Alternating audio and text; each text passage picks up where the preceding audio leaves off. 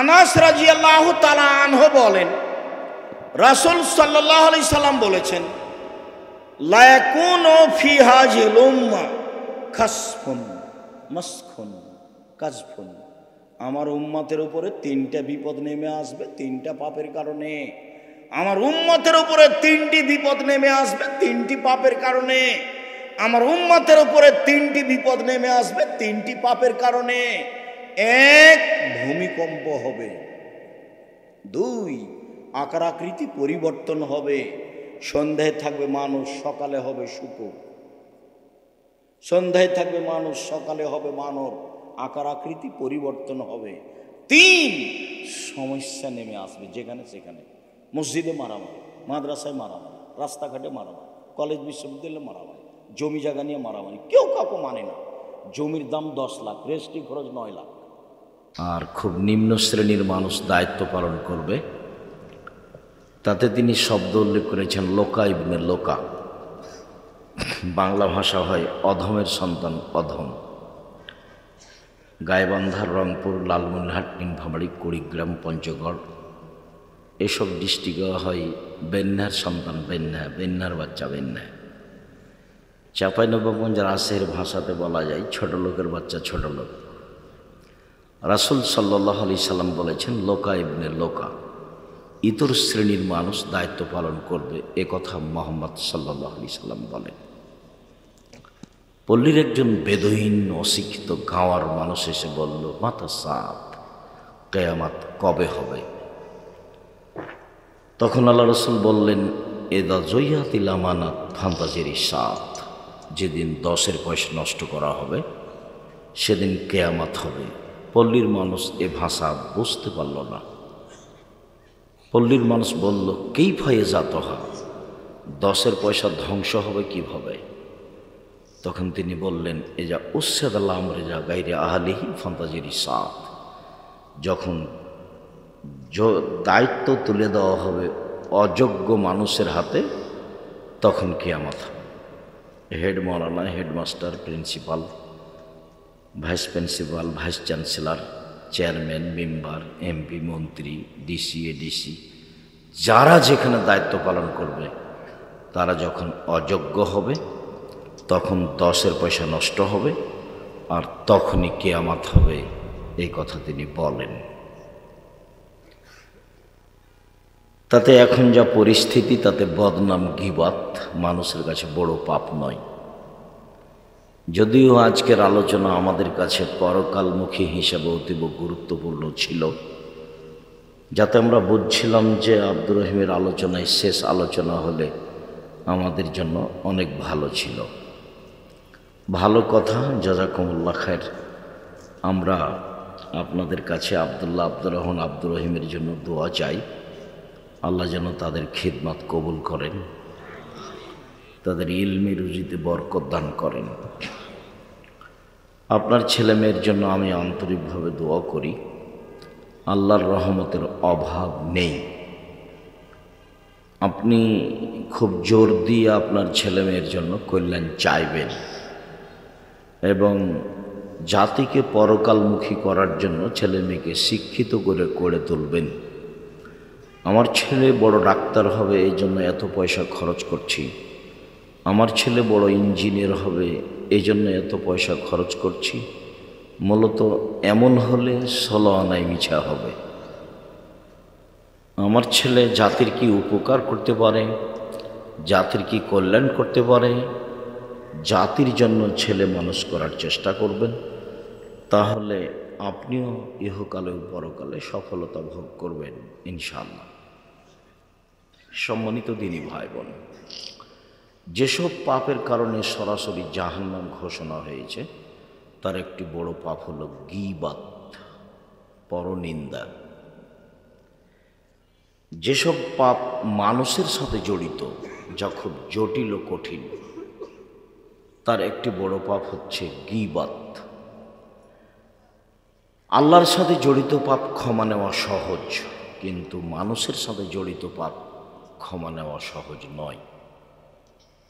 আল্লাহর সাথে জড়িত পাপ ক্ষমা চাইলেই ক্ষমা হবে ইনশাআল্লাহ। তিনি ক্ষমার জন্য প্রতীক্ষমান রয়েছেন। ইবলিসকে যখন আল্লাহ বললেন যে আমি যে তোকে বললাম যে আদমকে মেনে নে, তো মানলি না কেন? তো ইবলিস বলছে আমি হচ্ছে আগুনের তৈরি আর আদম হচ্ছে মাটির তৈরি, আমি তাকে কেমনে মানি? তো আল্লাহ বললেন যে তুই এখান থেকে চলে যা, তুই বিতাড়িত, তুই আমার রহমতের বাইরে। তখন ইবলিস বলছে আচ্ছা ঠিক আছে আমি চলে যাব, তবে আমার একটা কথা। কি কথা? আমাকে কিয়ামত পর্যন্ত বেঁচে থাকার সুযোগ দিতে হবে। তো আল্লাহ বললেন ঠিক আছে, এলা ওয়াক্তি মালুম, একটা সময় পর্যন্ত তোর কথা মেনে নিলাম। যখন আল্লাহ তার কথা মেনে নিলেন তখন ইবলিস বলছে, দেখেন একটু বলার ঢংটা দেখেন, এই ছেলে কি দেখাচ্ছ?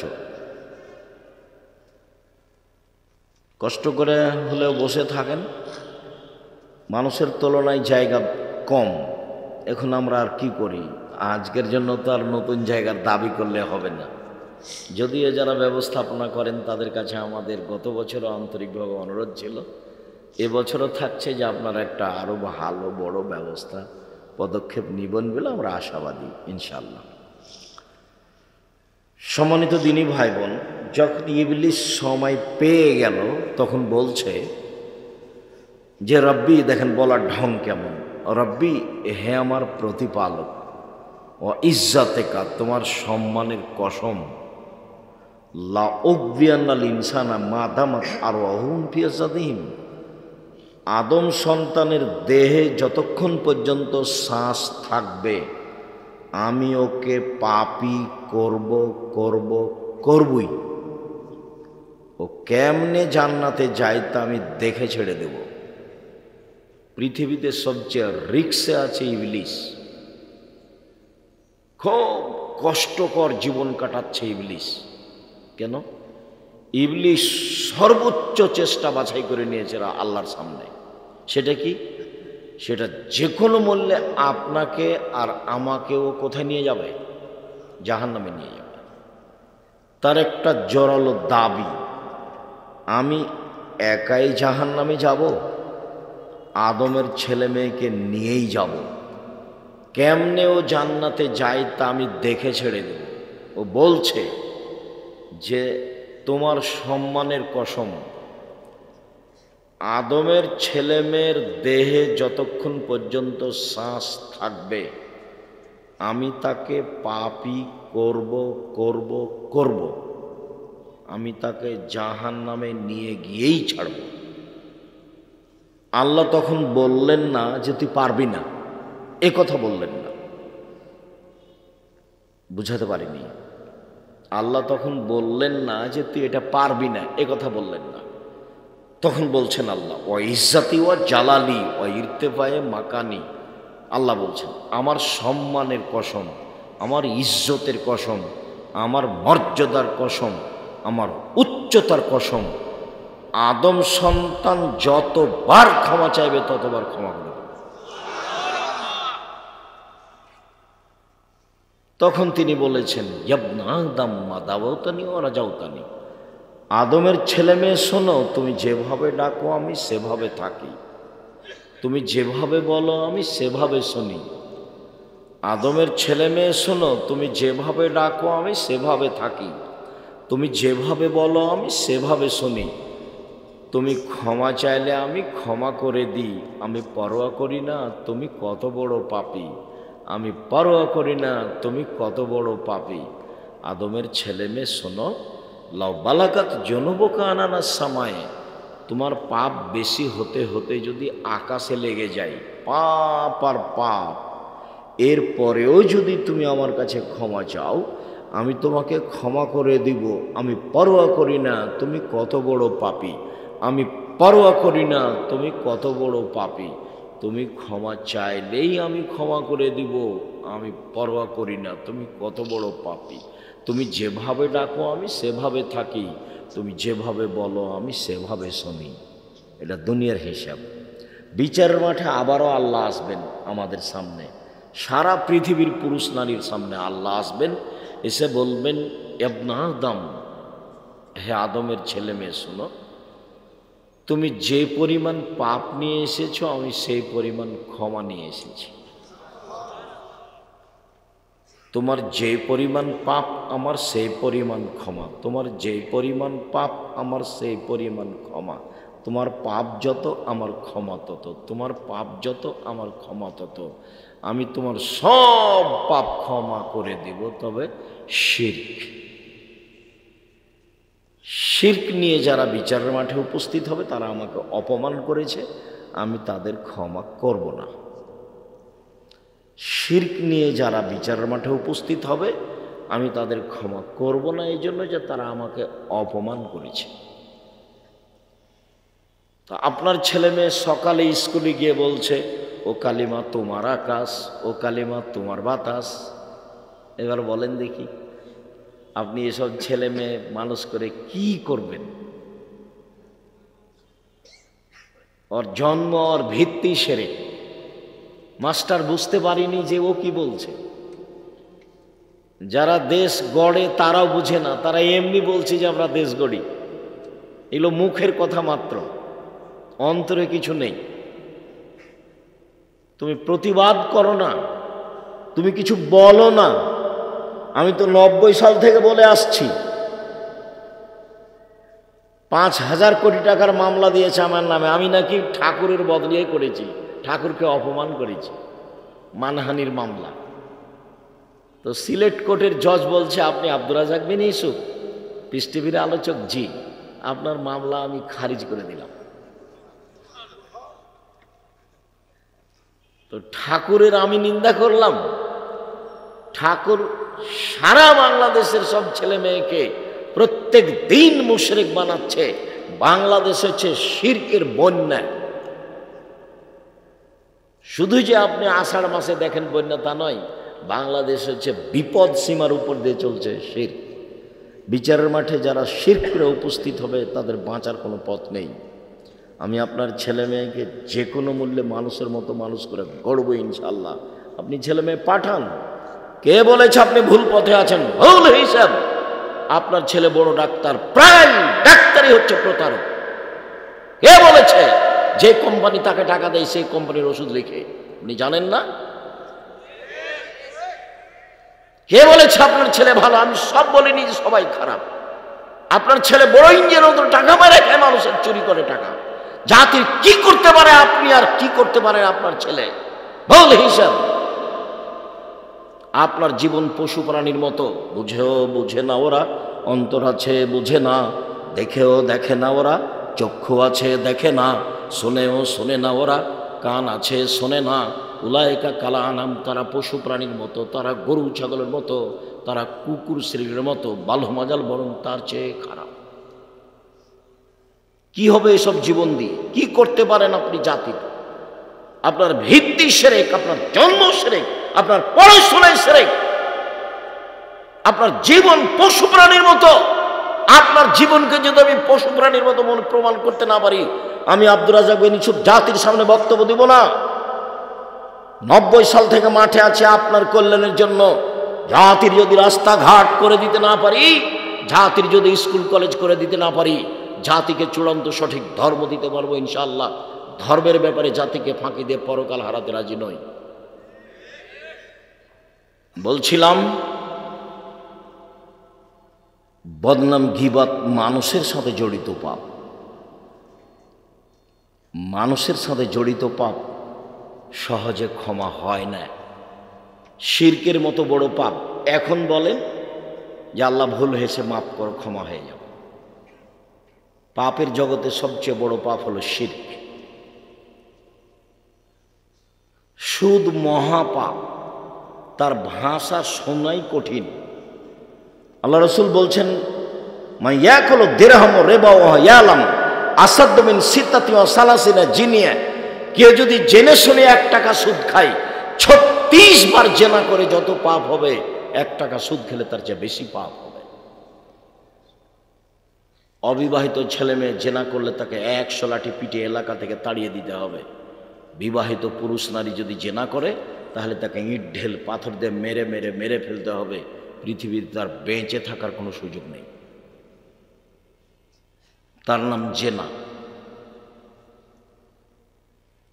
কেউ জেনে শুনে 1 টাকা সুদ খেলে 36 বার জেনা করে যত পাপ হবে, 1 টাকা সুদ খেলে তার চেয়ে বেশি পাপ হবে। তিনি বলছেন, আর রেবা সাবুনা জুজান আইসার রহান রাজুল উম্মাহু, সুদের পাপের 70টি ভাগ রয়েছে, ছোট থেকে বড়, বড় থেকে ছোট। তার সবচেয়ে ছোট পাপ হলো মার সাথে জেনা করলে যেমন পাপ হয়। এ কথা আমি বলিনি, এ কথা মুহাম্মদ সাল্লাল্লাহু আলাইহি ওয়াসাল্লাম বলেছেন। হাদিস 1450 বছর থেকে হাদিস গ্রন্থ আছে। দেখেন উপদেশ বইয়ে দেখেন সুদ ঘুষ লেখা আছে।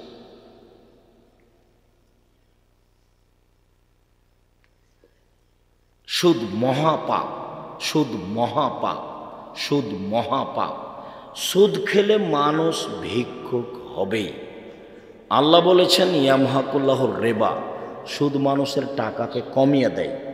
আর আল্লাহ রসুল বলেছেন ইন্নার রেবা ওয়া ইন কাসরা ফাইন্না আকিবাতুহু তাসিরুল কাল্লিন, সুদ যদিও বাহ্যিকভাবে মনে হয় বাড়ছে, কিন্তু তার শেষ পরিণতি হলো নিঃস্ব। আল্লাহ বলছেন টাকা কমে যাবে, আর আল্লাহ রসুল বলেছেন ও নিঃস্ব হয়ে যাবে।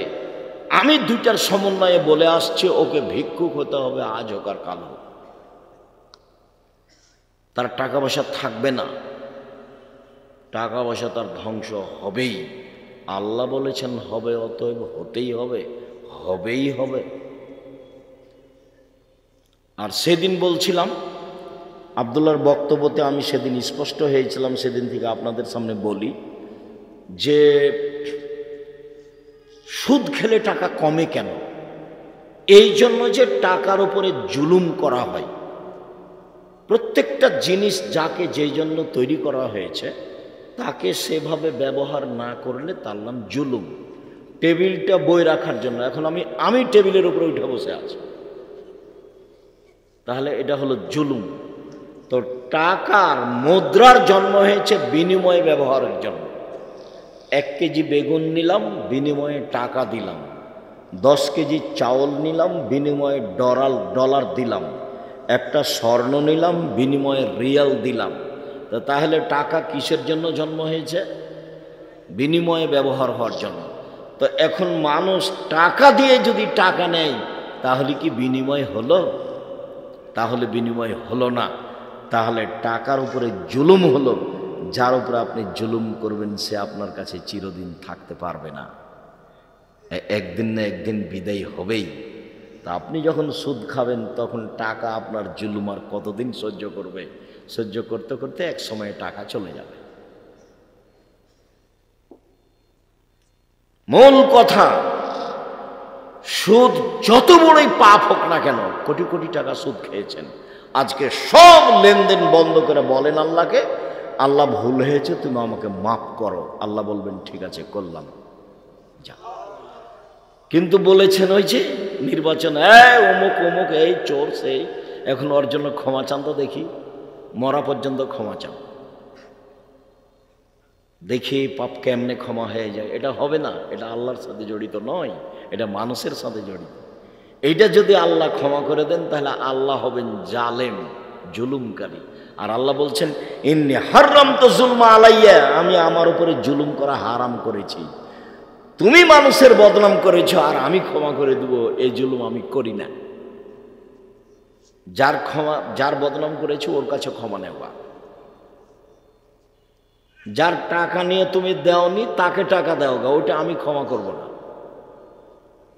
তুমি আর ছেলে মেয়ে 3টা, 2টা ছেলে 1টা মেয়ে, জমি জায়গা সব তুমি ছেলেকে লিখে দিয়েছো, মেয়েকে দেওনি, আমার কাছে ক্ষমা হবে না, ওখানে ক্ষমা নেও। মানে জাহান্নামে চলেই গেছে, ঢোকেনি কেন, মরেনি এই জন্য। মানুষের হক নষ্ট হচ্ছে, মানুষের সাথে জড়িত পাপ। এটা অবশ্য পাপ না, এই চিন্তা আমার মাথাতে নেই। রংপুর, লালমনিরহাট ওই দেশের মানুষেরা, ওই জেলার মানুষেরা বোনেরাকে জমি দেয় না।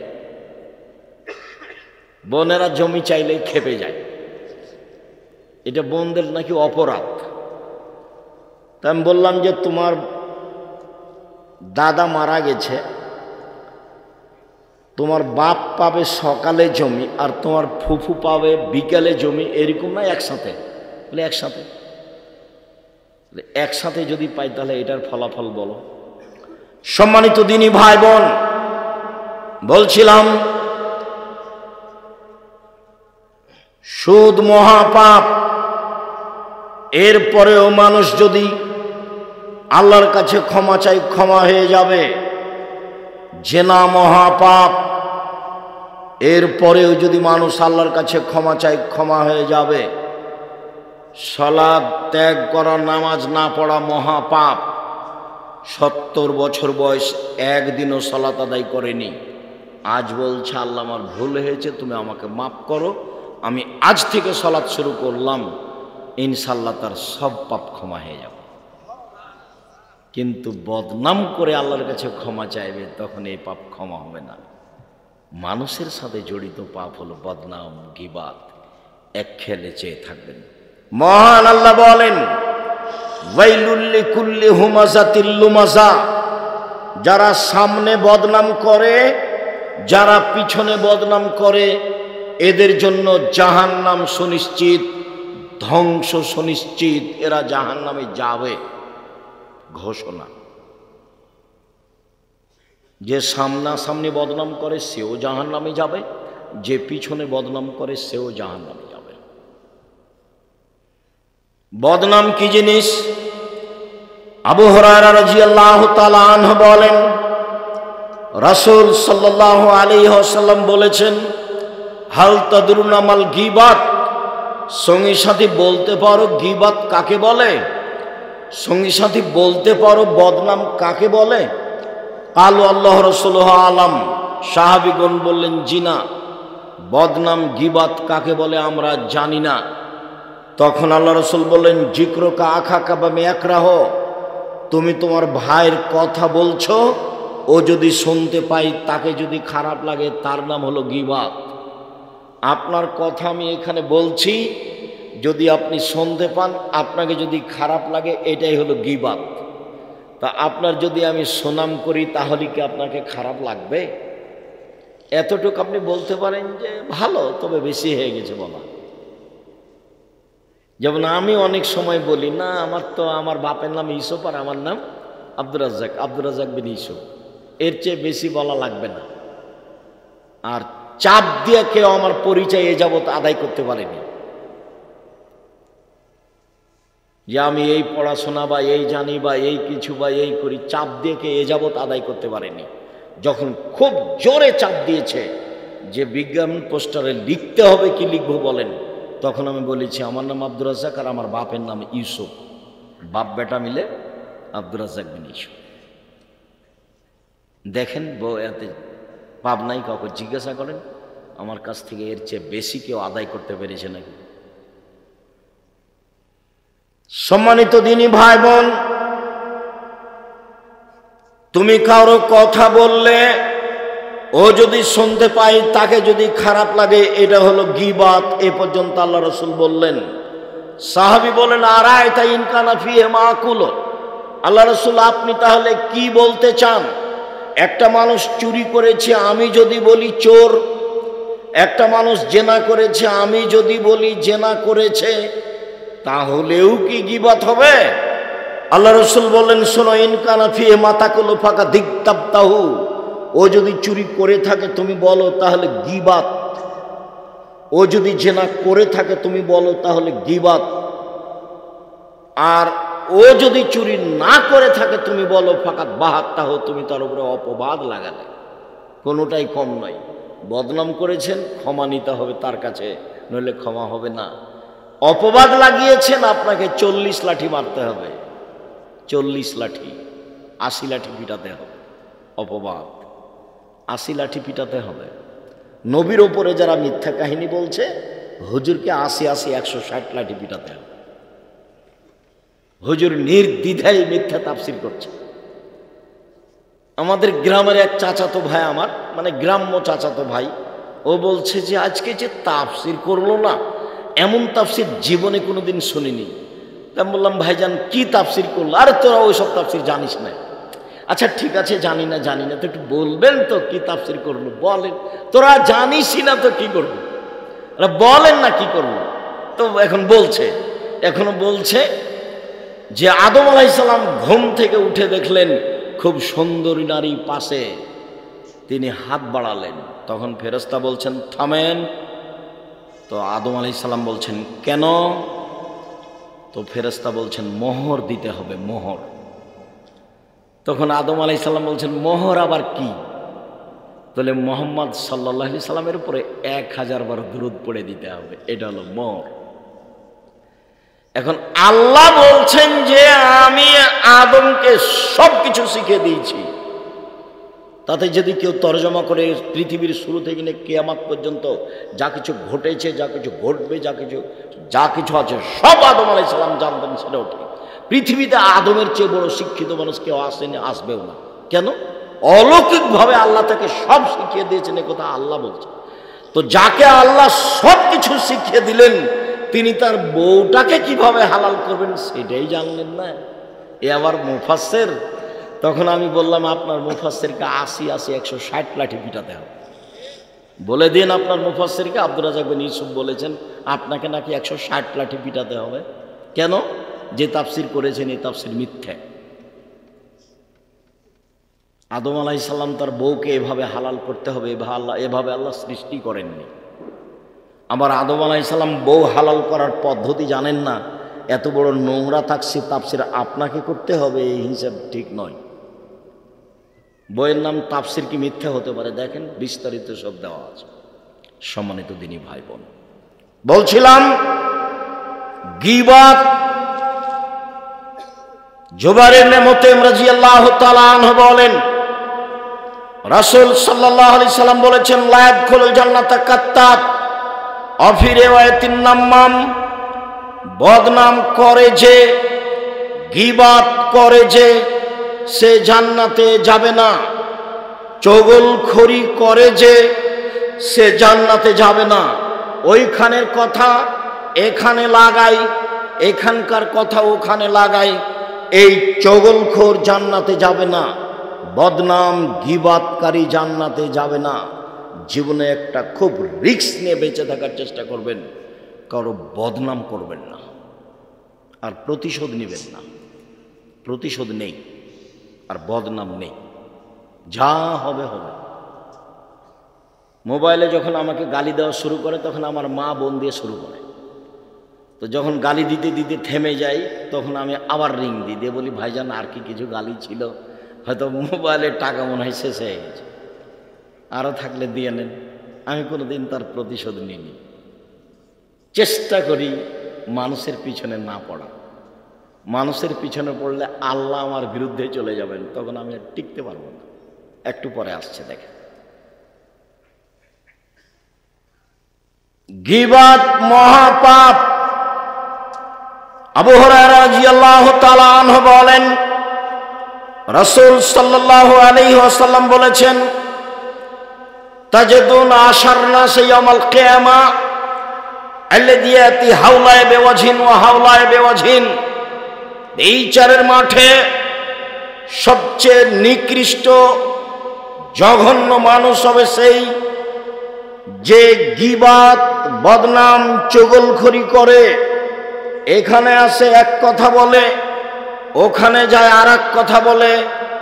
এ হলো মানুষের মধ্যে সবচেয়ে নিকৃষ্ট খারাপ মানুষ, এ জান্নাতে যাবে না। আনাস রাদিয়াল্লাহু তাআলা আনহু বলেন রাসূল সাল্লাল্লাহু আলাইহি ওয়াসাল্লাম বলেছেন মান কানা লাহু জাওয়াজান কানা লাহু ইয়াউমাল কিয়ামা লিসানান।